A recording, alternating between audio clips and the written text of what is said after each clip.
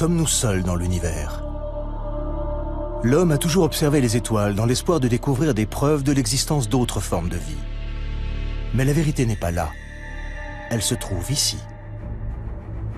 Depuis la Seconde Guerre mondiale, le gouvernement britannique surveille étroitement son espace aérien. Le ministère de la Défense a conservé dans ses archives des milliers de témoignages sur des cas d'observation d'OVNI, dont certains restent à ce jour inexpliqués. Mais le secret a été levé depuis peu. Grâce à ces dossiers rendus publics, nous sommes aujourd'hui en mesure de vous dévoiler toute la vérité sur les ovnis observés dans le ciel de Grande-Bretagne. Une collision aérienne évitée de justesse. Je ne sais pas ce que c'était. Et aujourd'hui, je n'en ai toujours pas la moindre idée. La rencontre rapprochée d'un bombardier de la Seconde Guerre mondiale. Je n'aime pas en parler. Je n'en parle qu'à mes amis proches.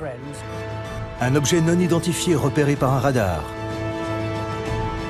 Et de nouveaux éléments sur un célèbre cas d'observation d'OVNI, le Roswell gallois. Si on pouvait prouver l'origine extraterrestre d'un OVNI, c'est tout notre système de croyances qui s'en trouverait profondément modifié. Face à ces histoires étranges et inexpliquées, comment ne pas s'interroger sur l'existence d'autres formes de vie venues d'ailleurs?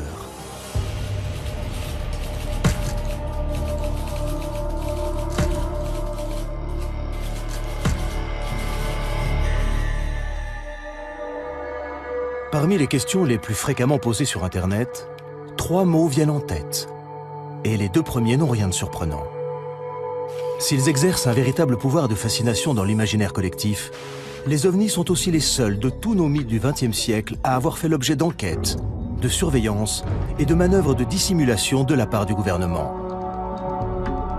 Nick Pope, qui a longtemps travaillé pour le ministère de la Défense britannique, en sait quelque chose. En 1952, le ministère de la Défense a jugé nécessaire de monter une petite unité chargée d'enquêter de manière permanente sur le phénomène des ovnis.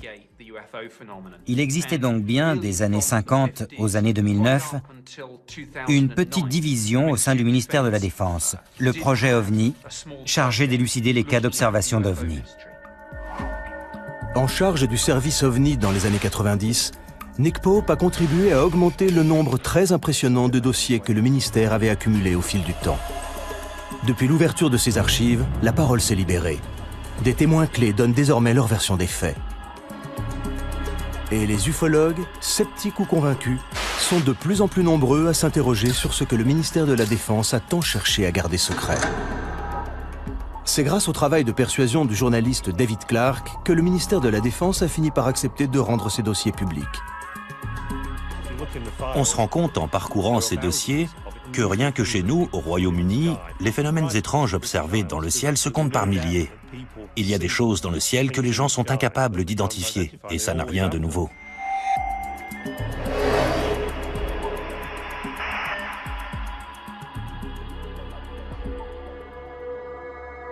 6 janvier 1995.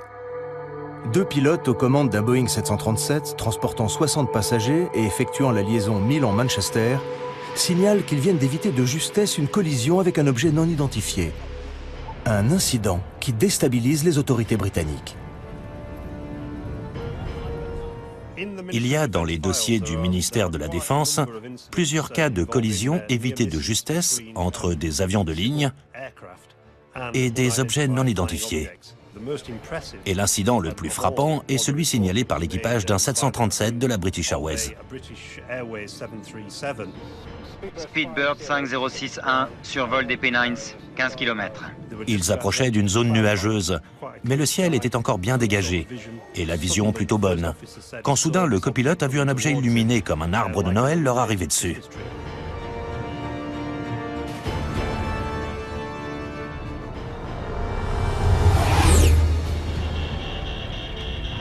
Qu'est-ce que...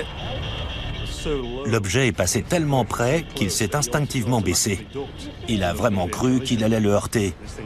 Il s'est aussitôt tourné vers le commandant pour lui dire « Vous avez vu ?» Et le commandant lui a répondu « Oui, j'ai vu ». Les pilotes appellent aussitôt la tour de contrôle de Manchester. De peur de voir leur réputation mise à mal, les pilotes ne sont pas vraiment enclins à dire qu'ils ont vu des soucoupes volantes. Et ce qui est intéressant dans cette affaire, c'est que les deux pilotes ont pris l'initiative de faire un rapport officiel sur la collision qu'ils venaient d'éviter dès leur arrivée à l'aéroport pour que l'aviation civile fasse une enquête sur ce qui avait bien pu se produire. Et c'est exactement ce qui s'est passé. À la suite de cet incroyable incident, le ministère diligenta une enquête complète et approfondie, dont Anthony Booth, responsable des enquêtes de sécurité dans l'aviation civile, fut chargé. C'était très étonnant comme affaire. Ça faisait 7 ans que je travaillais dans ce service et jamais encore je n'avais été confronté à un cas pareil. Nous avons interrogé les deux pilotes, examiné les enregistrements radar, les transcriptions des enregistrements des voix des pilotes, de celles des contrôleurs du trafic aérien de Manchester, tout ce qui pouvait nous éclairer sur la nature de cet objet. Si les pilotes refusent aujourd'hui de s'exprimer publiquement sur cette affaire, nous savons aujourd'hui, grâce à l'ouverture des archives du ministère de la Défense, ce qu'ils ont déclaré à Anthony Booth à l'époque. Je regardais droit devant moi quand j'ai vu quelque chose passer sur le côté qui a attiré mon attention.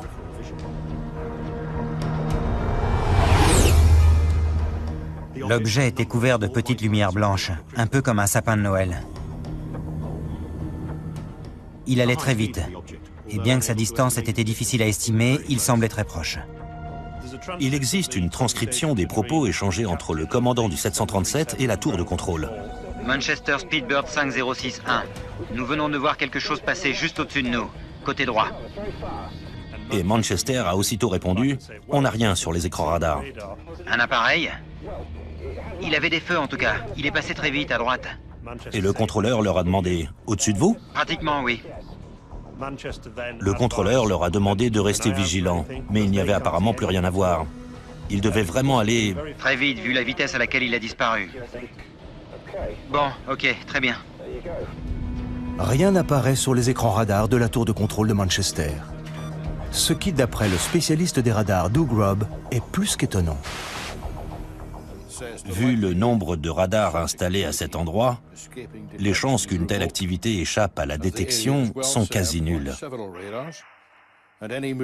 Tout mouvement de cet ordre aurait dû déclencher une réponse radar, et ils n'ont rien détecté.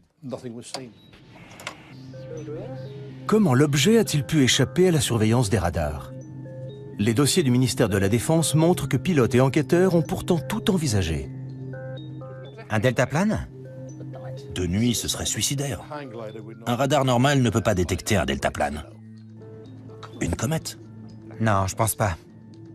Un radar pourrait détecter un météore au moment de sa rentrée atmosphérique s'il était précisément orienté dans sa direction. Et ça aurait pu être le cas pour ce fragment qui a failli les percuter. Un avion militaire? Possible, mais ça n'y ressemblait pas. Et on est tout près d'un aéroport. Il aurait dû apparaître sur les écrans radars. Un avion espion? J'en doute. Ça y ressemblait pas. Un avion furtif n'est pas détectable par des radars normaux. Ce sont des avions top secrets qui volent à l'abri des regards et qui ne s'approchent évidemment pas des avions de ligne. Un ovni? C'est malin. Je sais pas.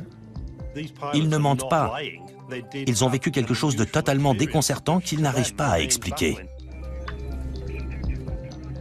Les dossiers montrent que la piste militaire a été sérieusement envisagée par les enquêteurs. Mais aucun document de source officielle n'a permis d'accréditer cette thèse. Un vol militaire aussi près d'un aéroport international important semble plus qu'improbable. De quel objet pouvait-il donc s'agir? Conservé dans les archives du ministère de la Défense depuis 1995, nous avons découvert les conclusions de l'enquête menée par Anthony Booth. À chaque enquête, nous étions parvenus à une conclusion satisfaisante, une conclusion ferme et définitive, ce qui n'a pas été le cas ici.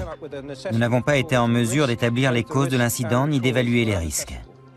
Risque non évaluable, cause non évaluable. Ce n'est pas le genre de conclusion qu'on trouve habituellement dans un rapport officiel. Ça revient à dire, nous n'avons pas la moindre idée de ce que c'était. On ne va jamais nous croire. On va surtout se faire charrier, oui. Le groupe de travail conclut. Il ne fait aucun doute que les pilotes ont vu quelque chose et que l'objet était de taille suffisamment importante pour qu'un rapport sur une collision évitée de justesse soit rédigé. la nature de l'objet n'a malheureusement pu être identifiée. L'hypothèse d'activité extraterrestre est sans doute fascinante, mais cette question n'est pas de notre ressort. Elle devra donc être examinée par les spécialistes de ce domaine. Pour l'ufologue Nick Pope, cette absence de conclusion laisse la porte ouverte à toutes les hypothèses possibles et imaginables. Je trouve ça fou. Objet non identifié ne veut pas forcément dire vaisseau spatial extraterrestre. Mais il est clair que quelqu'un, que ce soit le commandant, le copilote, les enquêteurs de la direction de l'aviation civile ou le ministère de la Défense, il est très clair que quelqu'un, à un moment donné, s'est dit « Effectivement, pourquoi ne pas envisager la piste extraterrestre ?» Je ne sais pas ce que c'était, et je n'en ai toujours pas la moindre idée aujourd'hui. On ne peut pas prétendre tout savoir. Il est possible qu'il y ait des choses que nous ignorons encore aujourd'hui.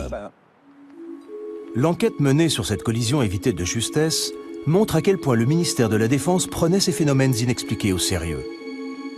Le service OVNI a reçu au fil des années de nombreux rapports de pilotes, témoins d'incidents similaires pendant la Seconde Guerre mondiale. Des affaires jugées pour certaines tellement graves que les plus hautes autorités de l'État en furent informées. L'ouverture des archives du ministère de la Défense a permis à de nombreux experts de vérifier ce dont ils se doutaient. Le gouvernement britannique s'intéressait aux cas d'observation d'OVNI dès la Seconde Guerre mondiale. Je n'aime pas en parler. Je n'en parle qu'à mes amis proches ou à ceux qui, comme moi, ont participé à des raids aériens pendant la guerre.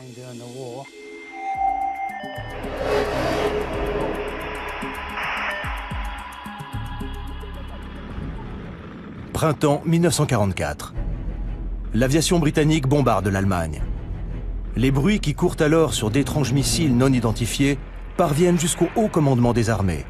D'après les dossiers du ministère de la Défense, l'ordre de garder le silence sur ces objets non identifiés susceptibles de nuire au moral de la population est venu de l'état-major même des armées. L'artilleur Bernard Day témoigne. Voici le journal que je tenais pendant la guerre. À la date du 26 avril, j'ai écrit « Opération Essen ». Raid aérien de 300 appareils sur Essen. Le même jour, Bernard Day assiste à un événement incroyable. Des objets non identifiés que je décrirais comme des boules de feu incandescentes. C'est la première fois que Bernard Day s'exprime publiquement sur ce qui lui est arrivé cette nuit-là. Nous avons quitté la zone cible pour rentrer à notre base, à Mildenhall. Nous survolions la France, où tout était calme. Soudain, j'ai vu 3 boules de feu sous l'appareil qui nous arrivaient droit dessus. J'ai immédiatement prévenu notre pilote, Arthur Horton, avec l'interphone de bord. Quelques secondes plus tard, Brian Harper, l'artilleur qui était à l'arrière, a vu 2 autres boules de feu. Un peu troublé, Arthur a demandé « Des avions de chasse ?» Et je lui ai répondu « Non, pas des avions de chasse, Arthur. Des boules de feu qui foncent droit sur nous. » J'ai dit à Arthur « Change de cap. Vire à droite. Vite, vite, vite. »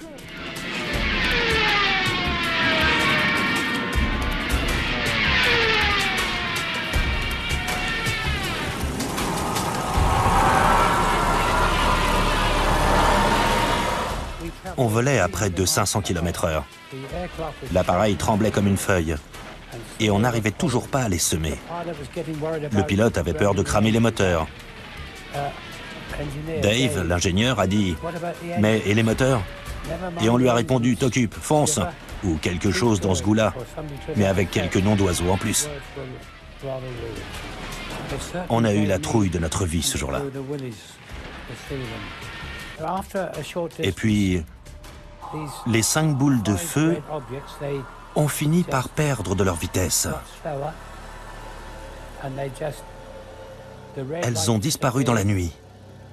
Et on est rentré à la base sain et sauf. À notre arrivée à la base, à Mildenhall, Nous avons été interrogés, comme le voulait la procédure habituelle, par des officiers de renseignement, qui se sont bien fichus de nous. Et le pilote, qui était passablement agacé, leur a dit « Je suis sûr que si vous aviez été avec nous, vous trouveriez ça beaucoup moins drôle. » Nous lui avons demandé s'il avait une idée de ce que c'était. J'étais vraiment perplexe. Je me suis dit que c'était peut-être de nouvelles armes de guerre que les Allemands avaient inventées. Et le cas de Bernard Dye n'est pas unique. D'autres membres d'équipage ont assisté à des phénomènes inexpliqués pendant la guerre. Une de ces affaires a même été étouffée. Et l'ordre est venu des plus hautes sphères de l'État.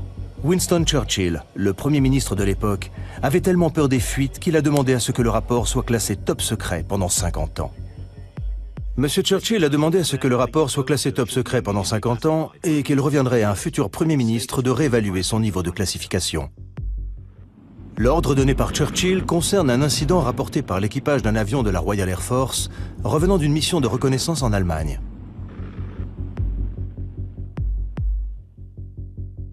Mon grand-père a assisté à une discussion à propos d'un incident qui était arrivé à l'équipage d'un bombardier de la Royal Air Force.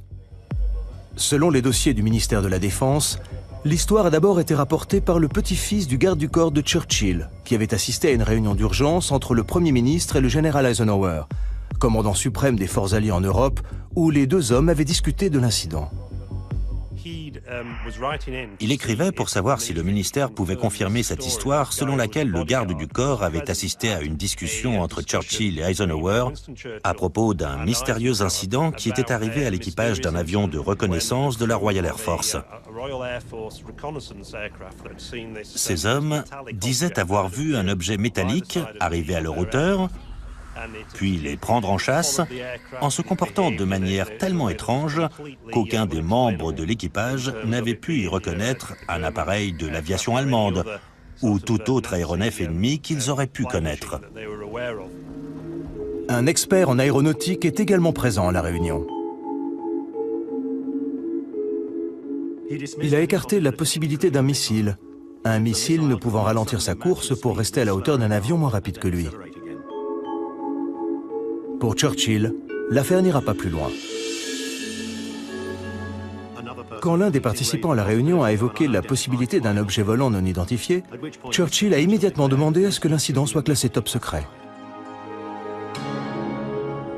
Le dossier va même plus loin. On y apprend combien Churchill s'inquiétait de la réaction des Britanniques s'ils avaient eu vent de cette mystérieuse affaire d'OVNI. Il faut classifier l'information au plus vite, au risque qu'elle ne sème la panique au sein de la population et qu'elle ne détruise la foi des Britanniques en leur Église. D'après les dossiers du ministère de la Défense, ce n'est pas la première fois que Churchill est amené à gérer une affaire d'OVNI. En octobre 1912, d'étranges lumières avaient été aperçues au-dessus des chantiers navals de HMS dans l'Essex. Et Winston Churchill, qui était alors Premier Lord de l'Amirauté, avait dû s'en occuper. Il avait d'ailleurs dû admettre devant le Parlement qu'il n'était pas en mesure d'expliquer ce qui s'était passé. Les dossiers montrent que même après la guerre, Churchill s'intéressait de près à ces phénomènes inexpliqués. Après la vague d'observations d'OVNI à Washington, qui fit la une des journaux en 1952, Churchill s'est beaucoup intéressé à ces histoires. Il a d'ailleurs envoyé une note au secrétaire d'État de l'air disant « Quel crédit faut-il accorder à ces histoires de soucoupes volantes? J'aimerais en savoir plus. Envoyez-moi un rapport quand cela vous sera possible. » Bernard Dye ignorait tout de ces affaires que Churchill prenait tant de soin à dissimuler au grand public pendant la Seconde Guerre mondiale. Nous lui avons montré le dossier du ministère de la Défense concernant Churchill. D'après ce que j'ai lu dans ce rapport, ça ressemblait vraiment beaucoup à ce que j'ai vu moi-même cette nuit-là. J'ignorais totalement que Churchill en avait été informé, mais ça ne m'étonne pas vraiment, car il s'est passé des choses vraiment étranges pendant la guerre dont je ne peux pas être le seul à avoir été témoin.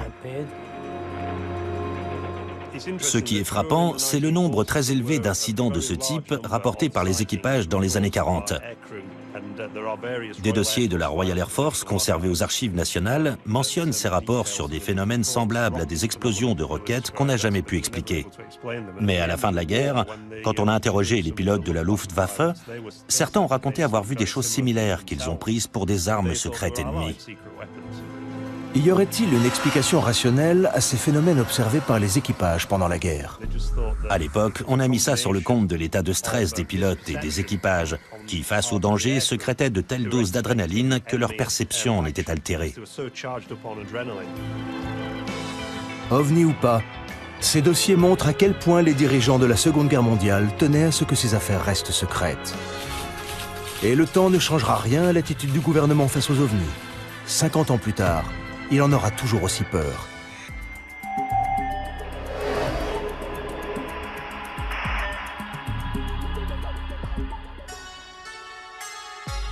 Pitlochry, Écosse. De l'avis de nombreux ufologues, jamais au cours des 20 dernières années, plus grande machination n'avait été montée pour étouffer une affaire d'OVNI. En 1990, des photos d'un objet non identifié survolant une région reculée d'Écosse sont envoyées au ministère de la Défense avant de disparaître mystérieusement. Le journaliste Mark Pilkington a passé de nombreuses années à essayer de les retrouver. Ces photos ont été prises le 4 août 1990 par deux personnes qui disent avoir vu sur la 9, près de Calvin et de Pitlochry, un immense appareil en forme de losange qui est resté en position stationnaire pendant une dizaine de minutes. Ils ont pris 6 photos. L'objet était accompagné par 2 avions que le ministère de la Défense a reconnus par la suite comme étant des avions de chasse.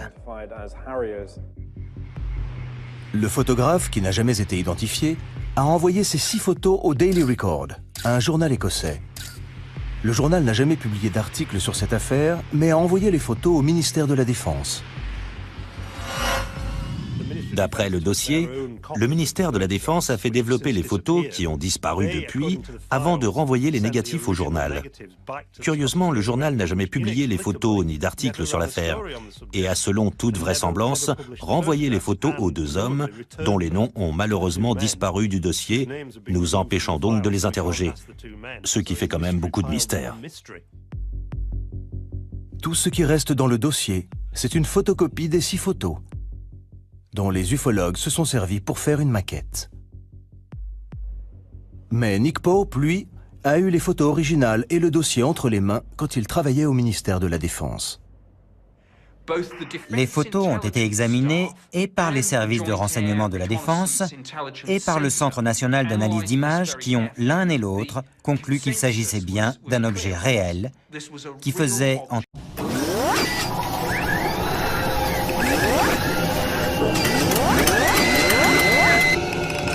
25 et 30 mètres de diamètre. J'ai longuement discuté de cette photo avec mon homologue des services de renseignement de la Défense à l'occasion d'une réunion d'information sur les ovnis. Et il était clair que l'objet intéressait la Défense au plus haut point parce qu'il était de toute évidence capable de performances que notre technologie ne nous permettait pas. Le ministère de la Défense est bien décidé à minimiser l'incident. Il y a un document intéressant émanant du service de presse du ministère de la Défense sur la conduite à adopter au cas où ces photos se retrouvaient dans les journaux et qu'on leur posait des questions. On leur demande entre autres de dire qu'ils ont bien examiné les photos, mais qu'ils ne sont parvenus à aucune conclusion définitive sur la nature de l'objet.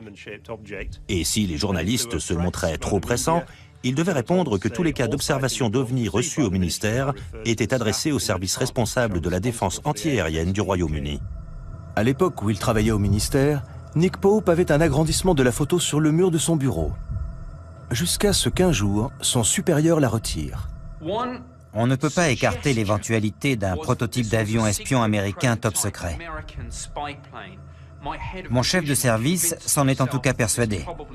Pour lui, c'était un drone ou un avion secret. Et il m'a demandé de la retirer. On sait, grâce au dossier, qu'on s'interrogeait beaucoup en interne sur l'éventualité d'un avion espion appartenant aux Américains. Et pourquoi, si c'était le cas, ils n'avaient pas demandé d'autorisation avant de faire voler cette chose dans notre espace aérien.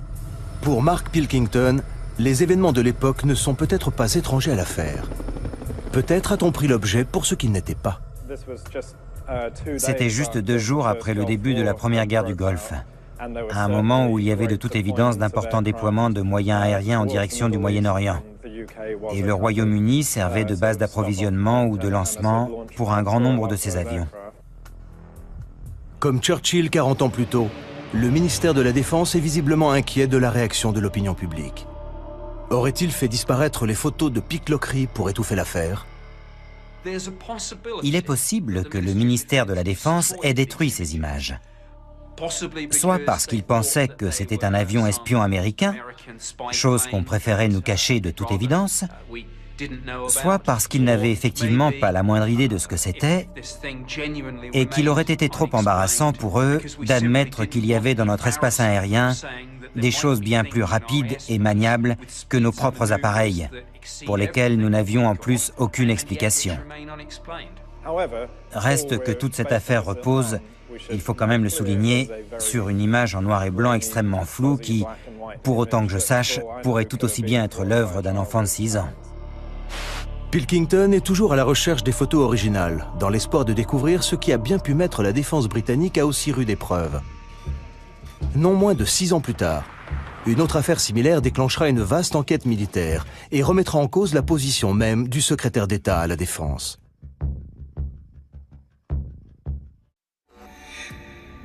En 1996, le ministère de la Défense se retrouve embarqué dans une nouvelle affaire d'OVNI, repérée cette fois dans le ciel d'East Anglia. Une affaire qui impliquera la police, la gendarmerie maritime et la Royal Air Force, et où le secrétaire d'État à la Défense en personne sera interpellé sur son inaction. Je suis très préoccupé par un incident survenu près des côtes d'East Anglia relatif à un objet volant non identifié dont la présence a été corroborée par plusieurs radars militaires. Pourquoi n'avons-nous pas envoyé nos chasseurs?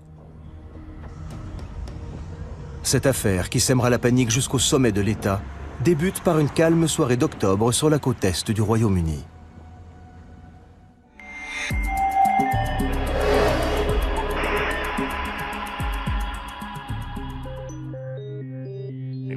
L'information est d'abord venue des services de police, comme l'indique l'extrait suivant. La police signale au petit matin d'étranges lumières rouges et vertes tournoyant dans le ciel au sud-est de Skegness. Il semble qu'elles soient très haut dans le ciel, juste au-dessus du Wash. Les agents appellent le commissariat de Skegness pour signaler les lumières. J'ai tout de suite appelé le centre de commandement de Skegness qui a prévenu la gendarmerie maritime de Yarmouth, pensant qu'il s'agissait d'un incident qui s'était produit en mer. Nous avons eu un appel vers 3h15 heure locale de la police de Skegness, qui nous signalait la présence de cette lumière au sud-est de la ville. Nous ne savions pas ce que c'était à ce moment-là, mais nous avons immédiatement prévenu les radars de la défense antiaérienne pour savoir s'ils avaient repéré quelque chose de leur côté. L'appel passe par la base de Neatishead, le centre de défense antiaérien le plus important du sud de l'Angleterre. Le radar de Claxby signale un écho à 221 degrés. Un radar a détecté la présence d'un objet qu'ils n'ont pas identifié, mais qui n'était pas un avion. L'écho-radar et les étranges lumières signalées non loin de Skegness auraient-ils la même origine? Un vent de panique souffle sur la ville et la police reçoit des dizaines d'appels. Non, ils ne sont pas en train de nous envahir. Un appel est lancé à tous les navires pour savoir si les lumières sont visibles depuis la mer. Un tanker répond. Conocost à Yarmouth, signalons un groupe de lumière au-dessus de l'estuaire. Le navire qui a appelé, le Conocost, se trouvait dans cette zone, tout près. À 3h50, l'agent Leyland monte sur le toit du commissariat de Skegness et filme les lumières pendant 5 minutes. Il n'y en a désormais plus qu'une, de couleur blanche et en position stationnaire. Dans les milieux ufologues, la nouvelle se répand comme une traînée de poudre. Il y a eu des fuites, et la transcription des propos échangés entre la gendarmerie maritime, la police et le chalutier s'est retrouvée sur le bureau d'un journaliste. L'affaire a soudain pris de telles proportions qu'elle est arrivée aux oreilles d'un député de la région. L'affaire prend une telle ampleur que le député travailliste local, Martin Redmond, s'en mêle et interpelle les pouvoirs publics. Martin Redmond disait « On a des policiers qui voient des ovnis, des officiers de la Royal Air Force qui les suivent sur leur radar. Et on n'est pas fichu d'envoyer un avion sur place pour voir ce qui se passe. » Voici une copie de la lettre envoyée par Martin Redmond au secrétaire d'État à la Défense Michael Portillo, dans laquelle il dit « Je suis très préoccupé par un incident survenu près des côtes d'East Anglia relatif à un objet volant non identifié dont la présence a été corroborée par plusieurs radars militaires. Si j'aimerais évidemment savoir ce que c'était, ce qui me préoccupe le plus, c'est la pagaille que cet incident semble avoir semée. Il met directement en cause le ministre de la Défense. Pourquoi n'avez-vous rien fait? Que faisait la Royal Air Force? Ce que la Royal Air Force n'a évidemment pas du tout apprécié. La lettre provoque un véritable scandale. Le ministère de la Défense va même jusqu'à diligenter une enquête pour savoir pourquoi la Royal Air Force n'a rien fait. Doug Robb était responsable des opérations ce soir-là. Et les conclusions de l'enquête du ministère de la Défense que nous l'avons montrées ne l'ont guère surpris. Cette carte indique l'emplacement des radars autour de Boston cette nuit-là. Et il est précisé ici que c'est le radar de Claxby qui a repéré l'objet. L'objet était immobile, sur Terre. Et après enquête, on a conclu qu'il s'agissait du clocher de l'église de la paroisse, le Boston Stump, comme on l'appelle ici. Le coupable tout désigné pour le ministère de la Défense.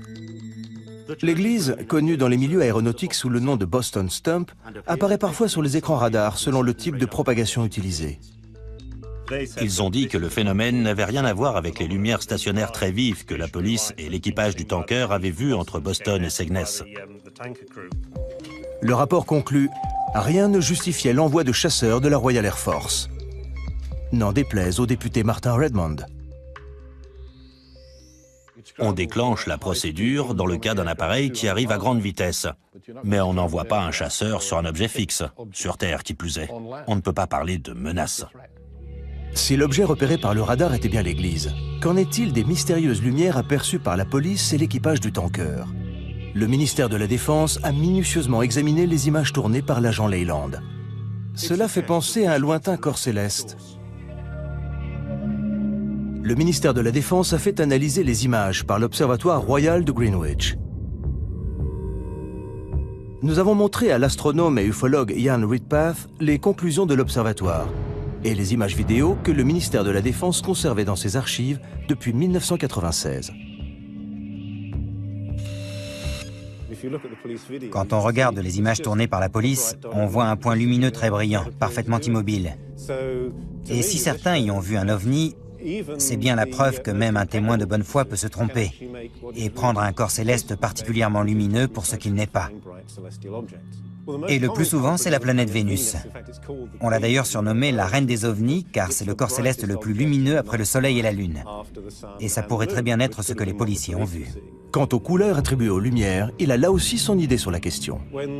Souvent, quand on zoome avec une caméra, l'image devient totalement floue. Et le fait que la lumière prenne ici des formes étranges vient du diaphragme de l'objectif. Mais cela n'explique pas ce que l'équipage du tanker a pu voir.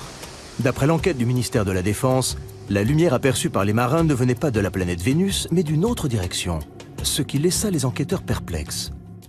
Ces lumières restent inexpliquées. Pas pour Ian Redpath, qui a beaucoup réfléchi à la question.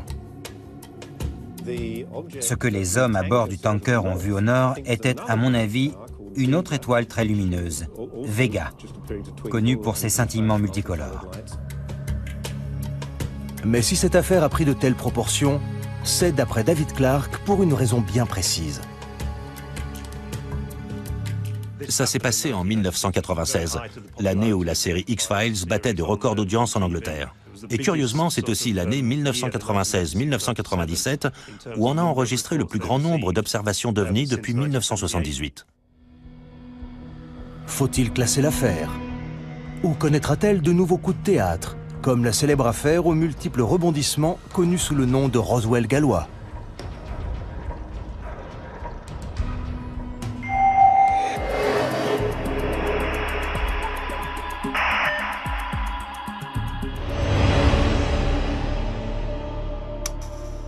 « 1974, au nord du Pays de Galles.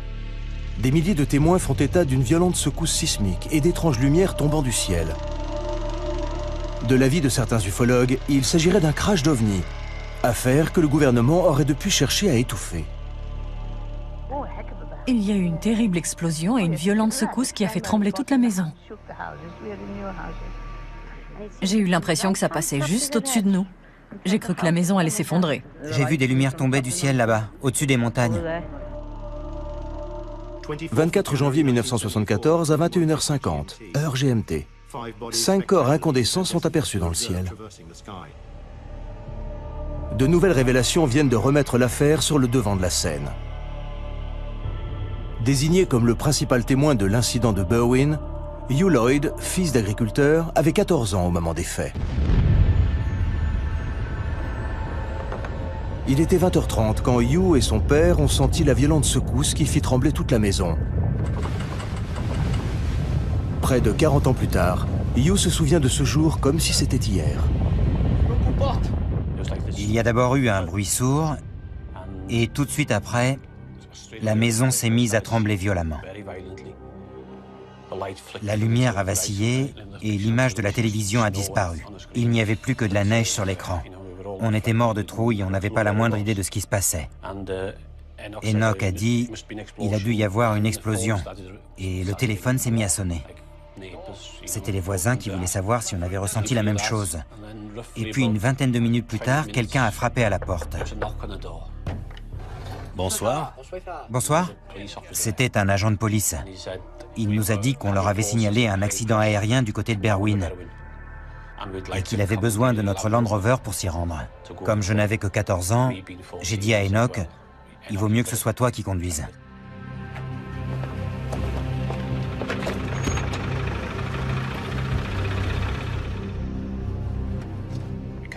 On a roulé sur un peu plus d'1 kilomètre en direction des montagnes et on s'est arrêté. On est sorti de la voiture avec les torches, tout était calme. Il faisait tellement noir qu'on n'y voyait rien. Répartissez-vous les torches. Un des policiers a dit « Il n'y a rien. C'est trop calme pour qu'il se soit passé quelque chose ici.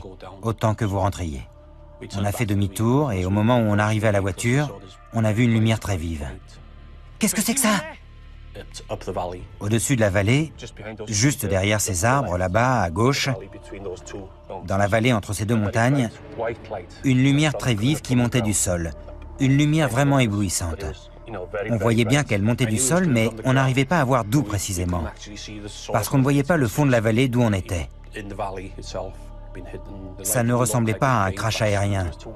La lumière était trop blanche pour que ce soit un feu. Et ça n'a duré qu'une vingtaine de secondes, tout au plus. Et ils ont eu beau chercher, ils n'ont jamais découvert la moindre trace d'accident aérien. Comment expliquer cette lumière? L'ufologue Andy Roberts a passé des années à enquêter sur cet incident. S'il ne croit pas vraiment à la thèse extraterrestre, il admet qu'il existe un véritable mystère autour de cette affaire. Quand Patty Vance, une infirmière d'un village des environs, a entendu l'explosion, elle a tout de suite pensé à un accident aérien. Et comme elle était infirmière et qu'elle avait du matériel médical, elle a décidé de se rendre immédiatement sur place pour venir en aide aux blessés en attendant que les secours arrivent. Patty Vance et ses deux filles sont à environ 6 km de l'endroit où se trouve Hugh Lloyd, quand la violente secousse se fait sentir. Qu'est-ce que c'est? On aurait dit un avion. Elle a pris sa voiture avec ses deux filles et elle a roulé pendant une quinzaine de minutes sur la départementale, pensant voir surgir une épave d'avion en feu à chaque instant. C'est la route qu'elle a prise ce soir-là, une route qu'elle connaissait bien et qui ne lui posait aucun problème, même de nuit. Elle arrivait dans l'autre sens et au détour de ces arbres, là-bas, elle a eu la surprise de découvrir sur la gauche, non pas une scène de crash aérien, mais une énorme boule de lumière qui passait du rouge au blanc, puis au orange. La source lumineuse est bien trop loin de la route pour pouvoir parcourir la distance à pied. Abasourdie, Patty Vance et ses deux filles restent un moment dans la voiture à regarder l'étrange boule de lumière changer de couleur. Près de cette boule, grosse comme la moitié de la Lune, elle a vu s'agiter des torches et des phares de voiture. Elle n'a pas vraiment compris ce qui se passait, mais comme visiblement ce n'était pas un crash aérien et que la situation avait de toute évidence déjà été prise en main, elle est rentrée chez elle, mais elle ne sait toujours pas ce qu'elle a vu.